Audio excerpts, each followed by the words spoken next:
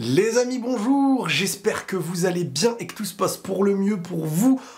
Eh ben, on se retrouve aujourd'hui, après ce week-end de folie, cette annonce, ce ballon d'or, les déceptions, les polémiques, pour un petit peu revenir sur l'actualité football et répondre à vos questions, bon, je pense qu'ils seront autour un peu de certaines choses qu'on a vues, autour de la suite de ce qui nous attend, et on va tranquillement, en tout cas je vous parlerai de tout ça en y revenant intelligemment, calmement. J'espère que tout se passe bien dans votre vie. Bébert, bon, lui il est un peu tombé dans les pommes, et ben, il s'est pas réveillé, tiens. Oula, c'est un peu bizarre là. As-tu foi en l'avenir du football?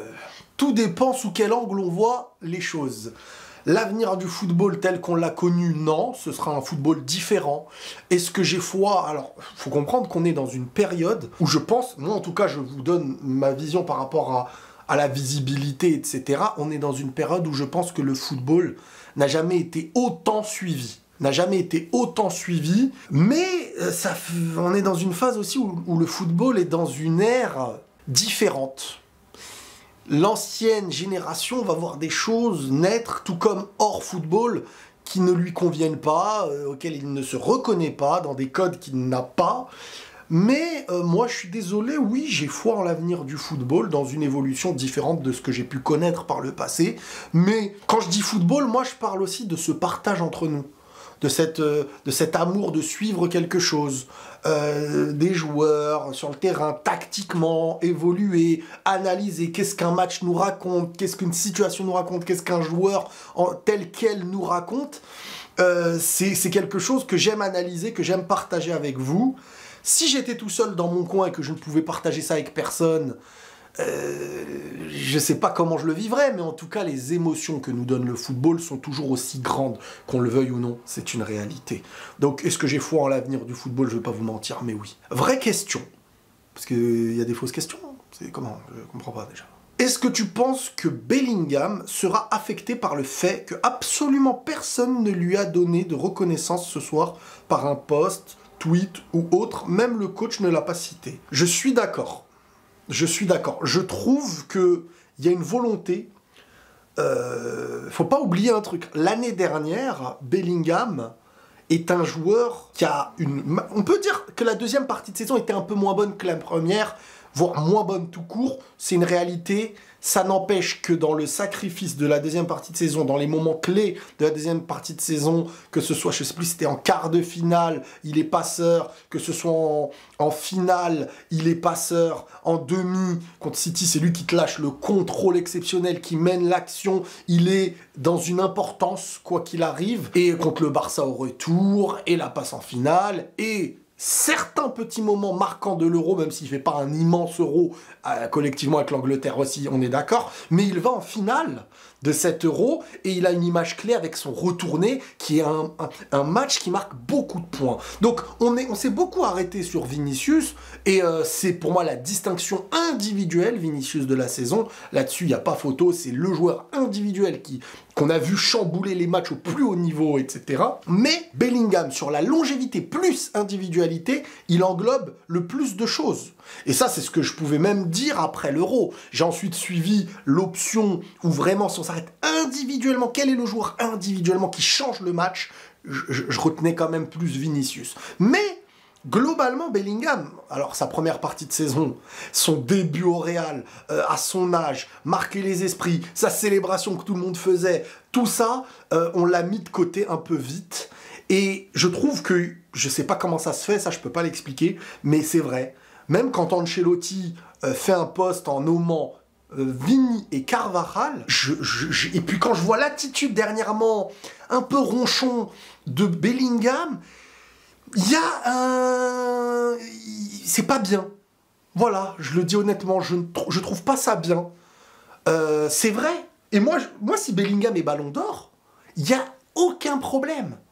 Et pas parce qu'il est au Real. Moi, ça me choque même pas. Carvajal prend devant Vini, moi, ça me choque même pas. Pour moi, après, si on va derrière, c'est un stade en dessous. Un ballon d'or, il est mérité par plusieurs joueurs. quand ces plusieurs joueurs ne sont pas du tout récompensés et que c'est le stade d'en dessous, c'est quoi? C'est Lautaro Martinez, c'est Rodri, c'est Kroos. Je retire Mbappé parce qu'individuellement, il a quand même montré une chute par rapport à avant, et pour moi, il mérite pas du tout le Ballon d'Or. Je pensais, parce qu'il y a des choses qui ressortent, à la période de mars, quand Kylian n'est pas éliminé de la Ligue des Champions et qu'il a l'Euro derrière, s'il va en finale ou qu'il gagne la Ligue des Champions et qu'il gagne l'Euro derrière, bon, le Ballon d'Or aurait été pour lui, mais il n'a pas gagné du tout ça. Il est en chute libre, les performances, elles étaient cata à l'Euro et les derniers matchs de Ligue des Champions, on le retire, mais un Kroos, Rodri, Lautaro sont dans à peu près le même truc, sont mis dans le même étage. Et le étage d'au-dessus, c'est Vini, Bellingham, Carvajal. Vini, individualité de la saison, claire et nette, meilleur joueur de Ligue des Champions, et tu ne peux pas mettre un autre joueur meilleur joueur que lui en Ligue des Champions. Il gagne la Liga, il gagne la Ligue des Champions, la Super Coupe, il le fait gagner à son équipe avec des images marquantes contre le Barça avec son triplé. Ligue des Champions, il la gagne, buteur en finale, meilleur joueur de Ligue des Champions. Et la Copa, parce que j'en parle pas beaucoup, c'est vrai, on me l'a reproché, la Copa, c'est un échec. Point positif ou point négatif, on peut se dire point positif parce qu'il perce, l'équipe perd sans lui, mais si ça perd sans lui, c'est de sa faute parce qu'il avait pris un rouge. Donc, ok. Et t'as Carvajal. Et Carvajal, en fait, bah, il fait Liga en étant au niveau du début à la fin, décisif, il a marqué des buts, il a fait des passes D, il prend la Liga, Ligue des Champions, plus buteur en finale, donc il fait changer la finale, avec un gros match encore une fois, et il gagne l'Euro. Ça, c'est le premier étage des joueurs entre eux qui se valent pour avoir un Ballon d'Or, parce que plusieurs joueurs peuvent avoir un Ballon d'Or. Donc voilà globalement. Et c'est vrai qu'on a mis une mise en avant sur Vini, que je peux comprendre, une mise en avant un peu sur les récompenses à la fin dans le fait de remercier ou d'encourager, même Rodri le dit lui-même, j'ai été voir Carvajal, m'a appelé, machin et tout. Et l'éloignement, qu'il soit médiatique, lié au Real Madrid par le coach ou la presse, bah Bellingham est totalement mis de côté en fait. C'est comme si tout avait commencé pour qu'on te mette en avant, et d'un coup, plus rien. Donc c'est vrai que c'est bizarre. C'est vrai que ça c'est bizarre et je pense pas qu'ils le vivent très bien ce truc-là. Ça va jouer sur le mental de Vini cette décision où il deviendra encore plus dangereux. Non, après, sur le moment, c'est vrai que c'est choquant, c'est énervant, c'est machin, mais le joueur, c'est le joueur de très haut niveau. Être éliminé, perdre et tout, c'est des choses qu'il connaissent et il rebondira. Peut-être même qu'il rebondira mieux, peut-être même que ça va l'éduquer dans certaines choses aussi, qui sait. N'oublie pas de renommer ta chaîne. Alors, par rapport à ça, bon déjà pour moi, bon je veux pas parler parce que les gens ils vont dire gna gna gna, mais il y a un truc qui tombe bien les gars, regardez, c'est parfait ce truc-là. Malheureusement, c'est dommage, hein. C'est vraiment dommage. Si votre chaîne est validée, donc si j'ai l'assertif, elle le restera tant qu'elle portera le même nom. Si vous le modifiez, elle ne sera plus validée et vous devrez effectuer une nouvelle demande de validation. Donc en vrai, si je fais un changement de nom, c'est triste, je peux pas le faire, j'ai deux doigts de pleurer, je ne serai plus certifié. Comme quoi, des fois, le hasard fait bien les choses. Et le hasard n'existe pas, donc voilà, c'est bon, pas besoin de m'embêter avec ça maintenant.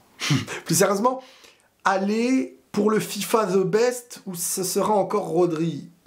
Ah, ce trophée-là, ça va être histoire de donner...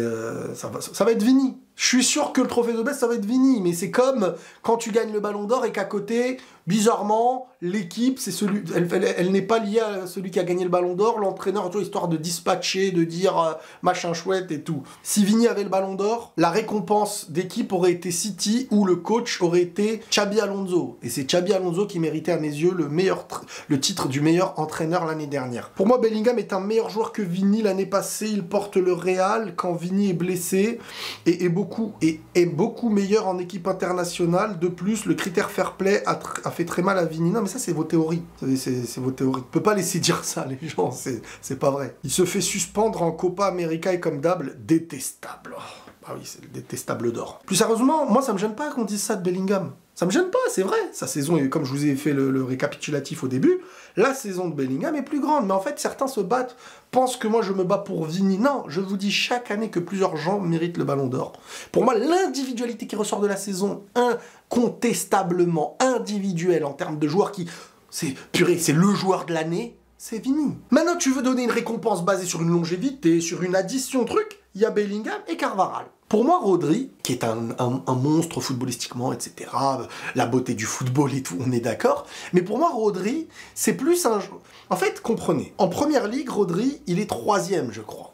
derrière Foden et Declan Rice. À l'Euro, il sort pas plus du lot qu'un Fabian Ruiz. Est-ce que si Fabian Ruiz est élu meilleur joueur de l'Euro, c'est une polémique? Si Vini n'est pas élu joueur de Ligue des Champions, oui, c'est une polémique. Si Bellingham n'est pas élu meilleur joueur de championnat, de Liga, oui, c'est polémique. Et Carvajal, en fait, il a aucune distinction. Et c'est dommage, parce qu'il a tout pris. Et il marque en finale de Ligue des Champions. Donc, moi, on est en train de me dire que on a sorti Rodri, qui a aucune distinction incontestable et qui est un excellent footballeur, mais tout comme Toni Kroos est un excellent footballeur, tout comme Nico Williams sur 7 euros a été plus de fois élu homme du match, tout comme Fabian Ruiz dans 7 euros, et on peut en donner plusieurs en Espagne. C'est totalement mérité sur le collectif. Et on a sorti Rodri face à des gens qui ont incontestablement des individualités et des plus grosses références individuelles. Alors, maintenant, il faut changer le ballon d'or, alors. Mais à quel moment on le change et à quel moment on le remet? Et c'est là où, en plus, là, je vous parle vraiment en mode factuel, parce que quand je vous dis des autres trucs, bon, maintenant, je retire tous les aspects, parce que c'est des choses que les gens ne sauront peut-être jamais de ce qui s'est passé. Carlo, meilleur entraîneur, ça aussi, c'est du vol. Au vu de la saison de Leverkusen, j'aurais mis 100 fois Xabi. Mais bien sûr, mais tout a été chamboulé à partir du moment où tu mets pas Vini. T'imagines, tu mets pas Vini, tu mets pas l'équipe et tu mets pas le coach. Mais les gens, on se dira, mais attends, c'est complètement chelou, ça, en vrai. Le Real, il gagne la Ligue des Champions. Ils ont le joueur individuel de la saison. Ils gagnent rien. Bizarre quand même. Oh, le jour où l'année où il y a l'UEFA. Donc bien sûr que c'est pas Carlo qui méritait le trophée de meilleur entraîneur. C'est Xabi Alonso 1000 fois. 1000 fois à mes yeux, bien sûr. Et en termes d'équipe, ça m'aurait même pas choqué de mettre City. Moi j'aurais peut-être mis le Real parce que ce qui a été... En fait, ça dépend comment on le donne, le truc. Mais en termes d'équipe, City, là on peut parler de pas avoir perdu, machin, même si le Real, quand certains me disent tel joueur a fait qu'une défaite, bon bah j'ai envie de te dire, Toni Kroos, je crois, il en a fait qu'une ou deux, donc il y en a une en plus, et ça change quoi? Riles, suis-je le seul à avoir le sentiment que les gens accordent beaucoup plus d'intérêt, d'importance à des titres individuels qu'à des trophées dans un sport collectif? Je suis d'accord avec toi, malheureusement on s'est pris à ce jeu-là, qui, avant le Ballon d'Or, n'avait pas du tout le même prestige, et c'est l'effet réseaux sociaux, pour moi, qui a amplifié ce truc de il est chez nous celui qui a été élu, il est chez nous truc, on veut pas que ce soit l'autre, on l'aime pas et tout. Là où avant ça avait clairement moins d'importance, aujourd'hui c'est devenu un trophée, mais même pour les joueurs qui permet, parce que pour eux aussi c'est beaucoup plus important qu'avant, ça leur permet de changer un Vinicius, peut-être qu'avec un ballon d'or comme ça aurait été derrière le joueur le mieux payé du Real Madrid. Pour lui ça peut changer beaucoup de choses aussi sur la suite de sa carrière, et c'est pas rien, donc ça a un impact beaucoup plus grand qu'avant pour les joueurs, mais pour nous, normalement, c'est vrai qu'on devrait avoir beaucoup plus de recul. Je suis d'accord, hein, gagner une Ligue des Champions, ça a beaucoup plus d'importance que gagner un Ballon d'Or, mais ça a un charme d'avoir dans ton équipe le Ballon d'Or, et puis c'est historique aussi, il y en a un chaque année, voilà, mais bon. Par contre, bravo à toi, tu as été la première personne à donner l'info sur le nom Ballon d'Or de Vini, et sur le nom de Rodri aussi. Sur Twitter. Bah oui, mais ça en vrai, moi j'en fais pas des gloires, des choses comme ça. Je vous ai toujours dit, et parfois je vous ai ramené depuis des années, des infos venant de Madrid concernant certaines choses, même sur plein de sujets. Je vais pas rentrer dans les détails de plein de joueurs, mais moi, je vous le disais en fait, que j'avais un rapport au club, que j'avais... je vous dis pas que ça vient obligatoirement du club, l'information, mais j'en ai jamais fait une gloire ou une fierté. Mais je vous ai déjà dit que j'avais un rapport. Et il y a plein de gens, peut-être, qui ne me croyaient pas, etc. à ce moment-là. Mais... Oui, c'est top. Mais voilà, c'est tout. Moi, je vous ai toujours dit que ce n'est pas parce que certains journalistes, à vos yeux, sont ceux qui ont la vérité absolue, que la vérité ne peut pas venir d'ailleurs. Si, il y a plein de gens qui sont au courant avant les grands journalistes, les vérités, avant qu'elles soient données à certains journalistes, elles sont connues en interne. Et si en interne, tu vis en interne avec ce truc-là, bah, tu seras très souvent avant les journalistes, en fait. Parce qu'eux, ils sont journalistes, donc ils sont professionnels d'une chose, et donc il y a une transition entre un club, les joueurs, pour parler à un journaliste. Et quand tu parles à un journaliste, tu sais que le principe, c'est pour son travail et le faire utiliser cette information. Mais moi, je suis pas un journaliste. Moi, je vois pas le mérite d'avoir sorti un truc comme ça. C'est bien en crédibilité. Le monde entier, il y a des gens... Who is this guy? C'est qui celui-là? Je sais pas si je l'ai bien dit, mais vous m'avez compris. Genre, ils se disent un truc. Il y a des gens des pays du Moyen-Orient, un truc. J'ai eu des journalistes d'El Chiringuito qui ont voulu me contacter. C'est bien pour la crédibilité. Mais moi, mon travail, c'est pas de lâcher des infos. Moi, c'est d'analyser et de comprendre et de vous transmettre ma vision, ma passion, et tout en essayant de chercher la vérité dans chacun des sujets que j'évoque. Donc en soi, moi je ne vois pas le plus grand des mérites d'avoir sorti l'info, même si pour certains c'est une dinguerie quand j'en vois certains, comment ils reviennent sur le truc. Maintenant, Riles, qui va tirer les pénaltys? Alors ça je comprends pas la question en fait. Qui va tirer les pénaltys? Ben rien ne va changer. Vigny est prioritaire et quand il va en laisser à Mbappé, il va en laisser à Mbappé. J'arrive pas à comprendre la question. Ça c'est des débats d'internet, attention. En toute objectivité, tu ne penses pas que c'est le fanatisme absolu envers le Real Madrid qui te crée ta haine envers Rodri? Si vous regardez depuis le début, à quel moment j'ai de la haine envers Rodri? Et je peux vous jurer, je vous le jure sur tout ce que j'ai, que si ça avait été l'inverse, si l'année dernière tu me dis un joueur du Real prend la place d'Haaland par exemple, ou de Messi, je me dis mais non, c'est pas vrai. Franchement, c'est pas vrai. C'est pas normal. Mais ça veut pas dire que j'en veux pas à Rodri. En fait, le problème chez beaucoup de gens, les gars... Après, je sais pas si c'est lié à l'âge ou pas, encore une fois, parce que peut-être que j'aurais été pareil plus jeune, j'en sais rien. Mais c'est de pas comprendre que quand on veut chercher à être juste, il n'y a plus ce principe de « ça m'arrange parce que c'est les miens, ça ne m'arrange pas parce que c'est pas les miens ». Et c'est pour ça qu'il y a des gens, ils n'arrivent pas à comprendre que je puisse mettre en avant le Barça, que je puisse mettre en avant Lamine Yamal, que je puisse dire du bien de Lewandowski, que je puisse... vanter Messi alors que moi j'ai toujours été plus pro Ronaldo, que je peux dire Messi pour moi il a tué le game, que je puisse... Les gens ne comprennent pas, et donc en fait ils sont chamboulés. Ils sont chamboulés. Un jour t'es pro ça, mais le lendemain tu faillotes, et en fait, revenez sur Terre et dites-vous, mais peut-être qu'ils cherchent juste la vérité. C'est pas possible. Non. C'est ça le principe de recherche d'objectivité dans plein de sujets, sauf qu'il y a des sujets qui vous dépassent.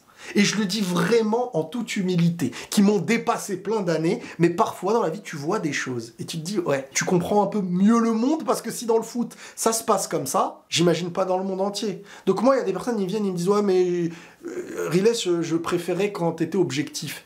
Mais tu ne peux pas savoir si je suis objectif quand tu n'as pas les tenants et les aboutissants. Donc dis au moins, sur des débats où on a tous les mêmes éléments, oui Riles, là par contre je suis pas d'accord. Mais objectivité, ce n'est pas...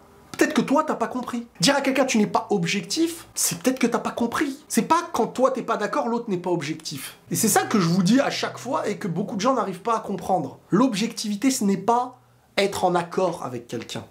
C'est est-ce qu'il cherche au mieux à être dans la vérité. Et posez-vous les questions de qu'est-ce que vous avez défendu depuis des années. Et on va faire un calcul. Et combien de fois t'as admis que l'adversaire était supérieur? Combien de fois t'as mis en avant des choses qui t'étaient extérieures, que tu détestais, en admettant que c'était meilleur que ce que tu aimes? Et on va mesurer qui est dans l'objectivité ou qui ne l'était pas. Qui est dans l'émotion et qui ne l'est pas. Faites ce travail avec vous-même. Tiens, regardez dans vos réseaux et tout. Combien de fois j'ai su défendre l'adversaire quand c'était une réalité? Combien de fois j'ai mis de côté mon émotion et ma volonté de ce que j'aime pour quelque chose que je n'aime pas, mais admettre la réalité. Et vous verrez. Et vous verrez. Donc je n'ai aucune haine envers Rodri. Et je vous le dis tout de suite, si un jour il signe au Real, je serai heureux. Heureux. Donc, ce n'est pas une histoire que Rodri ne mérite pas un ballon d'or. Mais cette année, il ne méritait pas le ballon d'or pour moi. Parce que devant lui, tu as au moins 3 joueurs. Et ces 3 joueurs-là sont d'un rang de mérite au-dessus pour moi. Et quand on a plein d'autres éléments à côté qui s'additionnent, voilà. Mais maintenant, Rodri, si on veut s'arrêter sur le footballeur, mais quelle importance il a dans les meilleures équipes du monde, il t'équilibre ce jeu. À City, élément indéboulonnable, et en équipe d'Espagne, élément indéboulonnable. Mais ce n'est pas l'individualité de la saison qu'on doit récompenser comme l'individualité de la saison. C'est tout, moi c'est ça que je vous dis. Et sous plein d'autres réserves et plein d'autres aspects. Si vous n'êtes pas d'accord avec ça, ok. Moi je vous empêche pas d'être content. Mais ne m'empêchez pas de vous dire ce que j'ai à vous dire. Pourquoi t'essayes de cacher la copa claquée de Vigny? Ça me rappelle ceux qui avaient pour argument par rapport à Haaland. Vous savez, un ballon d'or, ça se donne sur les points forts. Tes points forts qui dépassent les autres points forts. Quand Haaland, l'année dernière, il fait une saison mais monumentale. Mais moi je savais que ça allait être Messi le Ballon d'Or, parce que Messi qui prend une Coupe du Monde, un Ronaldo qui prend une Coupe du Monde, un Neymar qui prend une Coupe du Monde, un Mbappé qui prend une Coupe du Monde, un Vinicius qui prend une Coupe du Monde, ça sera supérieur à toutes les saisons possibles qui peuvent exister avec les joueurs en dessous. Ça c'est une réalité que vous devez comprendre. Mais l'année dernière, des gens ils avaient l'argument de, dans une saison exceptionnelle d'Haaland, chercher, ah ouais mais demi... Et final, il n'a pas été là. Voilà, il faut pas lui donner le ballon d'or. Imaginons qu'il n'y a pas Messi qui prend la Coupe du Monde, donc ça c'est un argument pour vous. Ou alors, pour certains, c'était un argument parce que ils étaient dans l'idée de se dire faut nuire à Haaland pour vanter Messi. Alors que non. Messi qui porte la Coupe du Monde, c'est un symbole beaucoup plus grand, c'est une réalité. Et les votes vont aller chez Messi en plus, parce qu'il a quand même porté cette Argentine, qu'on le veuille ou non. Et ça, c'est ce que je disais l'année dernière. Mais bien sûr qu'il n'est pas le seul à mériter. Haaland, l'année dernière, mérite aussi. Mais c'est pas parce que Messi et Haaland méritent aussi que je vais dire que le 4e ou le 5e le méritait comme eux. Il y a un lot de plein de personnes qui le méritent. Parfois, ils sont 2, parfois, ils sont 1. Quand c'est l'année de Benzema avec sa Ligue des Champions, il n'y a que lui. Je peux pas dire lui ou... Mais il y a des années où lui ou lui ou lui. Cette année, c'est Vini, Bellingham, Carvajal. Et en dessous, si tu veux en mettre d'autres, mais c'est plus au même niveau, c'est Lautaro Martinez, c'est Rodri, c'est tout plein de joueurs comme ça, Kroos, c'est machin chouette. C'est complexe, mais en même temps, c'est très simple à comprendre. Et franchement, c'est mal... Franchement, que certains soient d'avis... Franchement, moi, je respecte l'avis des autres. Moi, je vous donne le mien, basé sur plein de choses. Mais je respecte l'avis des gens, quand même, de dire Rodri, ils sont contents. Mais par contre, commencer à chercher à amoindrir Vini individuellement sur la saison... Comment je vais parler après avec des gens comme ça? Riles, tu te souviens en 2019 et en 2023 quand tu nous expliquais que le Ballon d'Or c'est une histoire de vote et que lorsque tu as 2-3 joueurs de ton équipe dans le top 5, ça peut te desservir, c'est de la mauvaise foi ce que tu fais aujourd'hui, mais bon, on comprend. Bah non, tu comprends rien, parce que si t'avais compris, t'aurais pas écrit tout ça. À un moment donné, il faut se poser la question des votants. Oui, mais Riles, on peut pas trafiquer les votants... D'accord, ok. On peut pas trafiquer les votants. Bon, alors on va aller voir les votants. Et aller voir les votants, je vous demande, vous, d'aller voir les votants et aller voir si les votes se sont vraiment répartis. Quand tu vois des Vinicius à certains moments mis 10e, je crois. Mais vous voulez faire quoi avec ça? Un gars comme ça? C'est pour ça que moi, je vous ai déjà dit, et ça, je vous l'ai dit par le passé, j'ai pas attendu que ce soit lié à un joueur du Real pour vous le dire. J'ai dit, les votants, ils doivent passer un test et donner des raisons de leur vote. Sinon, frérot, il faut un juge par rapport aux votants. Quand je vois il y a du Iñaki Williams, je me dis mais frérot, à quoi tu joues? Non mais frérot, faut arrêter aussi le truc de c'est mon pays, je vote le mec de mon pays. À l'époque, il y avait Mahrez dans le lot. Je me disais non mais Mahrez, il mérite pas le ballon d'or, à quoi vous jouez les frères?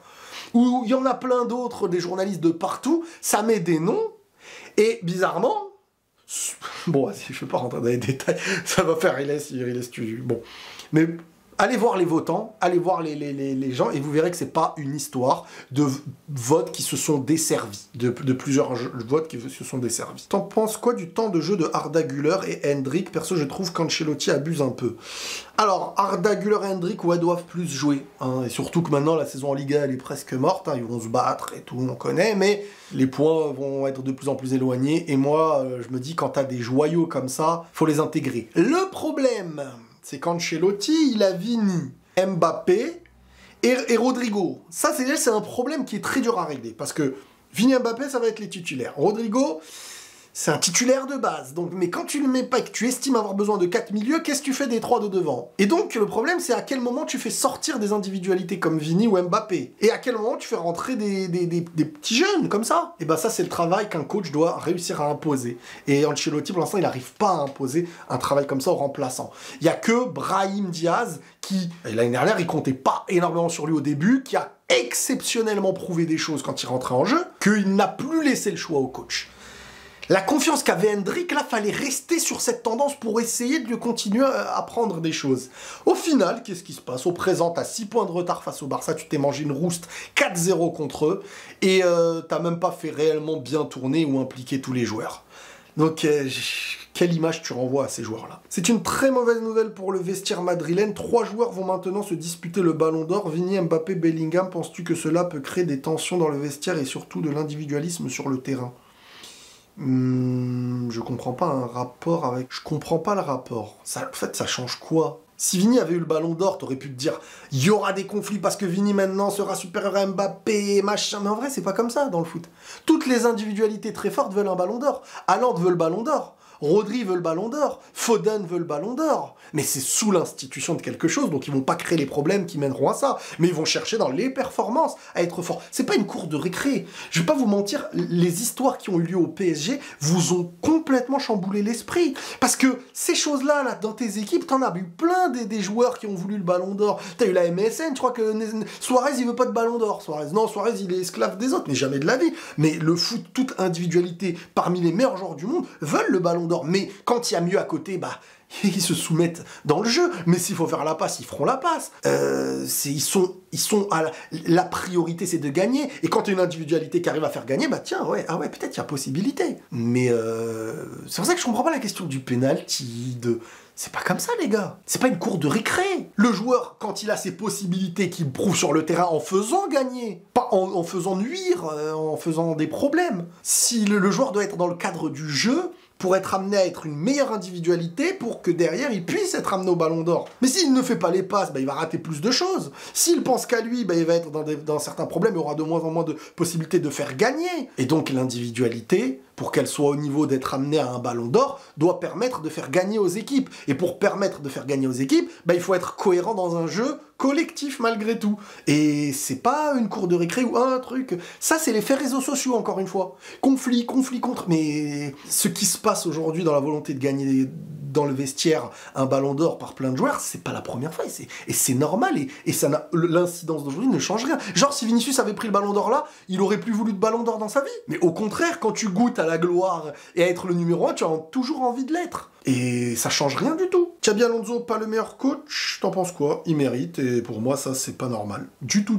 Mais je sais pourquoi ils l'ont pas donné à lui, parce que voilà, tout est compensation. Et puis, vous savez quoi? Lewandowski, il s'est tapé une barre sur France Football publiquement sur son Twitter quand je sais plus, c'était 2016, plus quelle année. Ribéry s'est tapé des barres.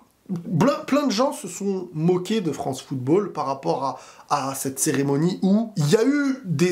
Vous savez, par exemple, des fois on me sort les saisons 2010, je crois, quand Iniesta peut le mériter, Schneider peut le mériter, mais t'as Messi au-dessus. Messi et Ronaldo, individuellement, ils étaient tellement au-dessus, je vous le dis, hein, que pour moi ça ne me choque pas de donner autant de ballons d'or à Messi ou à Ronaldo. Ils écrasaient trop individuellement les autres. C'est-à-dire que c'est les seuls. Ils sont les seuls qui passent au-dessus des lois, presque. Individuellement, c'était eux, et en dessous, tu voyais un autre football.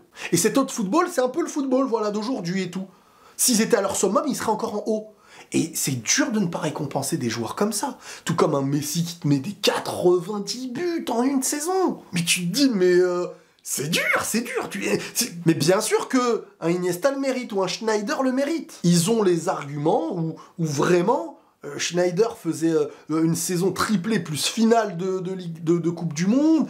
Iniesta fait une Coupe du Monde exceptionnelle. Mais Messi, c'est Messi et Ronaldo. Tu ne peux pas les comparer avec les résultats d'aujourd'hui, ces gens-là. Sinon, tu dois comparer l'individualité. Et c'est pour ça que il y a plein de joueurs qu'on a connus qui sont passés à côté d'un ballon d'or à certains moments. Sauf que le foot d'aujourd'hui, ça y est, c'est plus avec ces extraterrestres. Parce que quand je vois des fois, il y en a qui disent « Ouais, mais Vini n'a pas été aussi grand que Messi. » Mais bien sûr. Mais qui a été aussi grand que Messi? Mais c'est ça la question, c'est que c'est pour dénigrer, quand vous voyez quelqu'un pour dénigrer, il choisit l'un des meilleurs de l'histoire, voire le meilleur de l'histoire, c'est que t'as compris. C'est que c'est...